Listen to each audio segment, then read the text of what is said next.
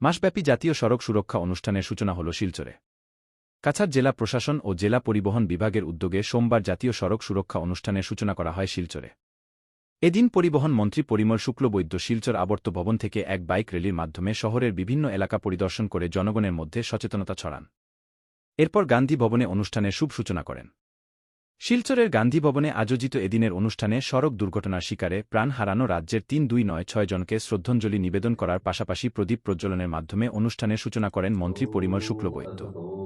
অনুষ্ঠানে বক্তব্য রাখতে গিয়ে মন্ত্রী জানান, সড়ক সুরক্ষা নিয়ে তিনি রাজ্যের একটি বিধানসভা সমষ্টি সহ তিনটি জেলায় বাইক র্যালির মাধ্যমে জনগণকে সচেতন করেছেন। গত ১-৯ নভেম্বর থেকে শুরু হওয়া এই আন্দোলনে ৪-৩-০-৭ কিজমি যাত্রায় অনেকের অশ্রুজলের সম্মুখীন হয়েছেন তিনি। সড়ক দুর্ঘটনা থেকে রক্ষা পেতে কেন্দ্র ও রাজ্য সরকার প্রতি বছরই এ ধরনের সচেতনতামূলক অনুষ্ঠানের আয়োজন করে থাকে।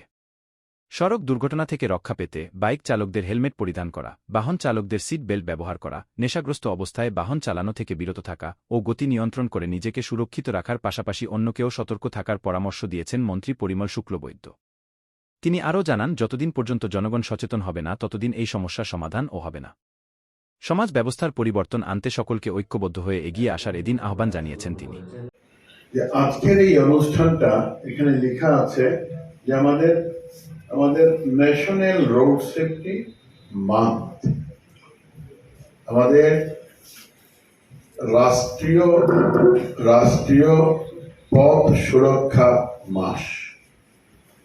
ইতিপূর্বে আমরা দেখেছি যে রাষ্ট্র আমাদেরকে বলে যে এত তারিখ থেকে এত তারিখ পর্যন্ত রাষ্ট্রীয়ভাবে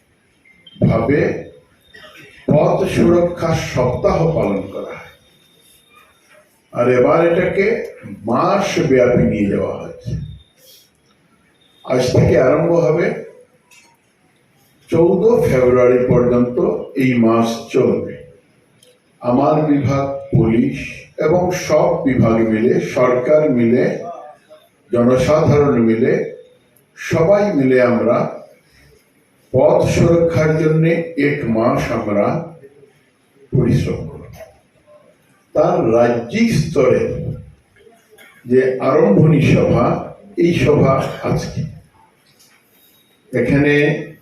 এখানে ফটো নেওয়া হচ্ছে। এই ফটোগুলো ইতিহাসে থাকবে, কারণ প্রথমবার রাষ্ট্র পথ সুরক্ষাকে এত গুরুত্ব দিয়েছে যে 12 মাসে বছর, তার মধ্যে 1 মাস ব্যাপী পথ সুরক্ষার দায়িত্ব আমাদের প্রত্যেকের হাতে, ভারতবর্ষের নাগরিকের হাতে দিয়েছে। আর তার আসামের যে পথ সুরক্ষার মাস, এই মাসের প্রথম দিনে, আরম্ভণীর দিনে আপনারা যারা এই নিয়ে চিন্তা চর্চা করতে এসছেন, করবেন, আপনারা এখানে উপস্থিত আছেন। তার জন্য আপনারাও এক নতুন করে ইতিহাস সৃষ্টি করলেন। ন্যাশনাল রোড সেফটি মান্থ 2024 গোটা আসাম রাজ্যের কাছাড় জেলাতে উনি শুরু করেছেন। আর রোড সেফটি নিয়ে যে উনি র্যালি করেছেন, প্রথমবারের মতো